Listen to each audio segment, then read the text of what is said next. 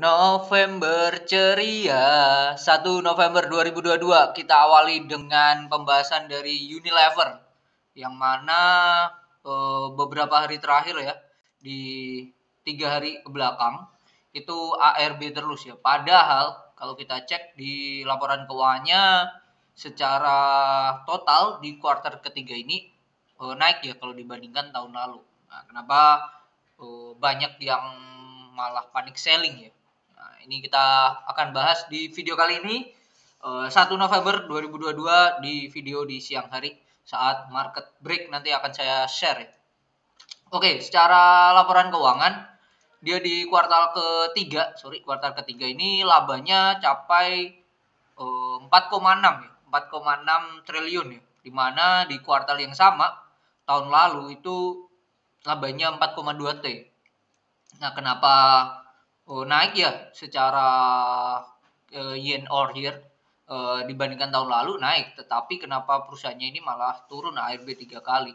Nah, kalau kita cek di Stockbit di data per kuartal, ini memang kalau kita lihat dari kuartal ketiga doang, berarti bulan Juli, Agustus, September, dia mengalami penurunan kalau dibandingkan Juli, Agustus, September di tahun lalu. Nah, ini mengalami penurunan, tapi secara total 3 kuartal atau 9 bulan 2022 ini naik sih. Jadi aslinya penurunannya tidaklah sangat mengkhawatirkan. Nah, kita akan bahas ya nanti di video ini apa aja hal-hal yang aslinya menarik ya menurut saya. Ada beberapa poin ya terutama. Oke, untuk Unilever sendiri ini termasuk perusahaan lama ya, bahkan nih perusahaan yang udah didirikan sebelum Indonesia merdeka ya, itu 15 Desember 1933. Terus ini termasuk perusahaan luar ya, perusahaan luar dan ya ini kepemilikan langsung oleh Unilever Indonesia Holding BV yang secara tidak langsung dimiliki oleh Unilever NV sebelum unifikasi. Nah, ini memang Unilever ini ada di beberapa negara lah. Ada beberapa negara holding ini, entitas induknya terakhir adalah Unilever PLC di Inggris. Itu induknya, induk dari Unilever Indonesia. Gitu. Oke, kita mulai pembahasannya. Kita coba ya lari dari laporan keuangan dulu deh. Laporan laba ruginya, penjualannya naik. Sebelumnya penjualannya itu di angka 30 triliun, sekarang 31,5, berarti ibaratnya tambah 1,5 dibagi 30, kenaikannya capai 5%. Tidak besar, tapi untuk perusahaan yang sudah mature hal ini wajar. Perusahaan yang udah berada di titik peak ya, titik atasnya, dengan kenaikan sales atau revenue atau net profit under 10% tuh hal yang sangatlah lumrah. Bahkan di bawah 5% tuh wajar. Kalau teman-teman perhatikan juga sales dari gudang garam video kemarin itu juga salesnya kenaikannya kan di bawah 5% bahkan. Itu hal yang wajar karena perusahaannya sudah mature gitu. Nah, kalau dari segi HPP harga pokok penjualannya atau HPP-nya ini naik ya.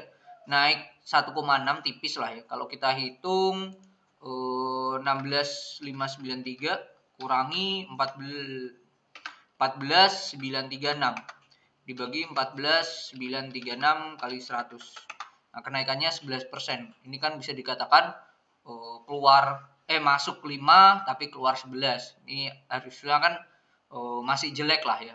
Nah, ini terlihat ya laba brutonya turun ya dibandingkan tahun lalu.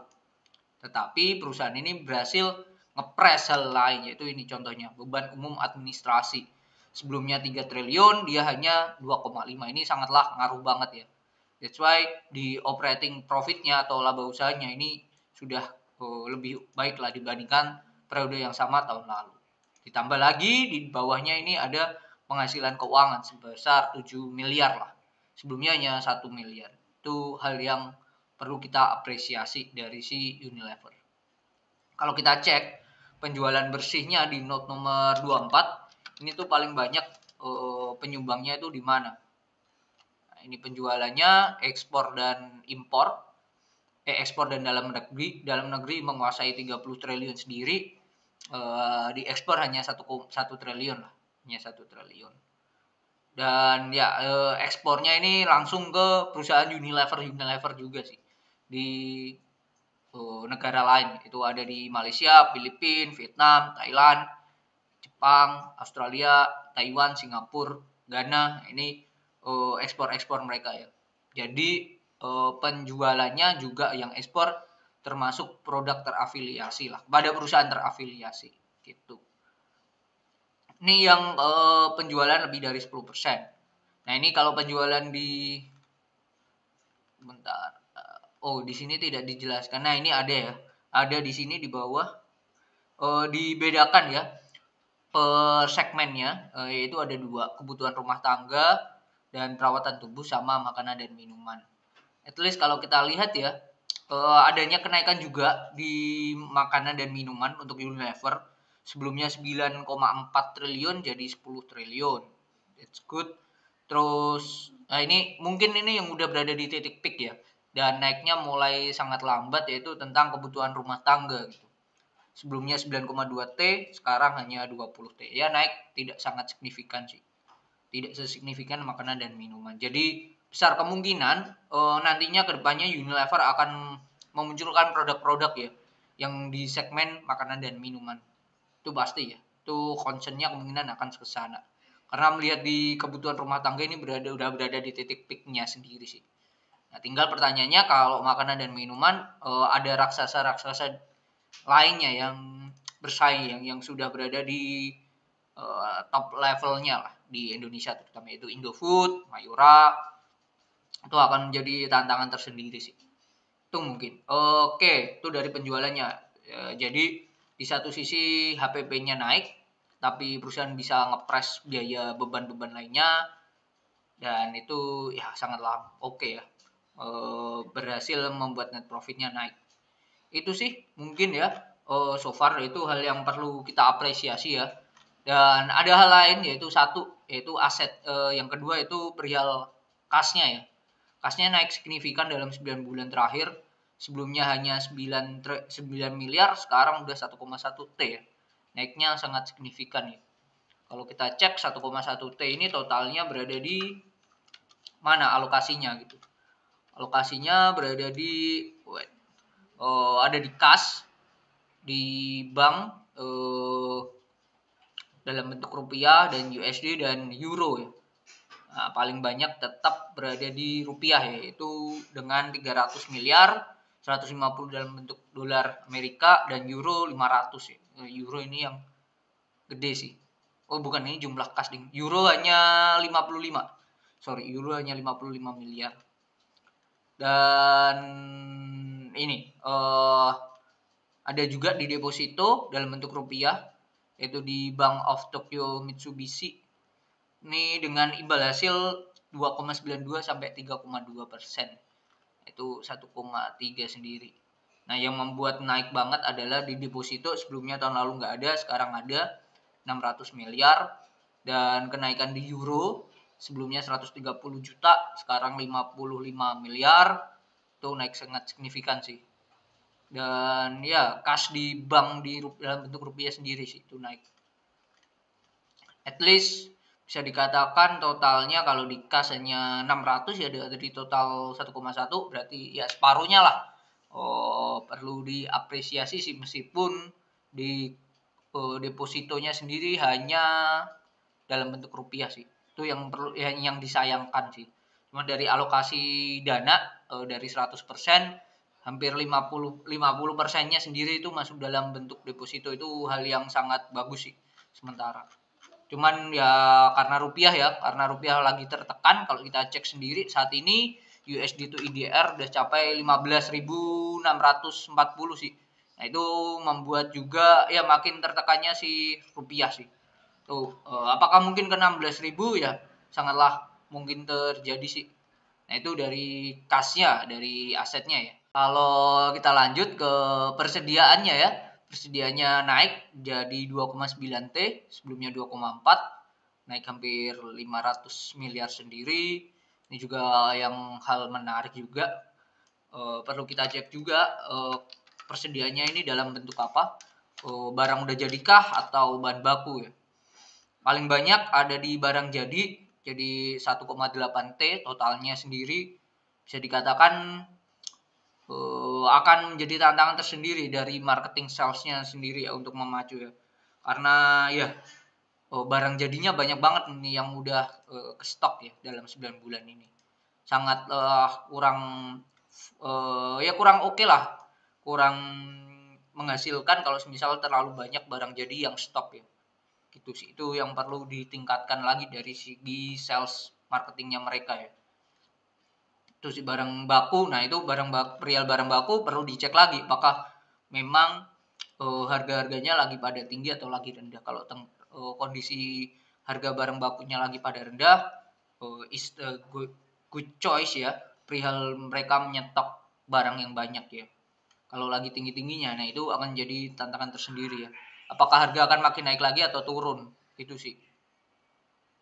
Nah, dari segi hutangnya total liabilitasnya itu dalam jangka pendek itu 12 triliun ya, 12,3 secara total turun ya udah 14,5, tapi dengan total aset lancar terutama ya 9 triliun ini terlalu ngepres banget. Dan cuman yang perlu disadari adalah meskipun hutangnya totalnya 14 triliun ya, ini banyak hutang yang tidak berbunga, yaitu di utang pihak ketiga ya. Utang usaha pihak ketiga ini 5 triliun ya. Biasanya ini bentuknya bukan beli putus ya. Biasa jadi kayak nitip lah ya. Beli dulu nanti dibayarnya di belakangan. Itu sih kemungkinan akan mereka memakai sistem seperti itu. Makanya nominalnya gede banget nih 5 triliun. Jadi ini tidak menjadi suatu kepermasalahan sih. Sama akrual nih yang capai 4 triliun. That's it. Selain itu oke-oke aja sih perusahaan ini, tidak ada yang masalah. Cuman itu tadi karena perusahaan ini sudah mature, sudah susah ya untuk buat berkembang lari kencangnya ya. Jadi mereka harus menerbitkan produk-produk baru sih, terutama di sektor makanan food and beverage sih. Itu mungkin. Nah, kondisi sekarang Unilever itu berada di angka 4.600 ya. 4.600 dan ya tadi dibuka ARB lagi lalu naik. Ini akan jadi menarik banget kalau dia secara teknikal ya, kalau dia dekat-dekat sini. Menarik banget 4.500. Nah, kondisi sekarang secara PI itu di angka 30, secara PBV perusahaan ini ada di angka bentar. Ini karena marketnya udah gerak ya. Ya, PR-nya 30 sih. Cuman kalau kita lihat dari harga selama 5 tahun terakhir nih udah turun 50%. Tapi secara year to date perusahaan udah naik 12% sih. Nah, ini kondisi sekarang kondisi yang abu-abu ya, tengah-tengah ya. Cuman kalau saya sendiri menilai perusahaan ini untuk dijadikan invest ya, saya belum merasa perusahaan ini oke sih. Karena itu tadi, ini perusahaan yang sudah mature dan cara dividen pun tidak gede-gede amat sih. Dia main ya menang sering bagi dividen aja sih. Dividen yield-nya 3% sih. Biasa aja gitu, tidak ada yang perlu tidak ada yang perlu mewahkan ya dari dividennya ya. Sama masih ada perusahaan yang lainnya. Itu mungkin jadi menurut saya Unilever mungkin akan menarik kalau dia sentuh di angka 3.500 atau 3.000 bahkan. Itu mungkin akan saya coba lirik dulu ya. Tapi untuk itu ya saya akan biarkan dulu. Karena ini satu perusahaan yang udah mature, buat berkembang atau ekspansinya juga agak terhalang ya. Terlalu besar ya. Itu sih. Itu mungkin kesimpulan dari Unilever, dan perhatikan juga ya risknya seperti apa. Kalau buat trading jangka pendek, satu kali ARB lagi akan sangat menarik ya. Bisa digunakan untuk trading jangka pendek, main cepat aja, scalper aja. Mungkin gitu untuk Unilever di November yang semoga ceria. Nanti di malam hari kita akan bahas saham yang lainnya. Masih sama dengan fundamental analysis. See you.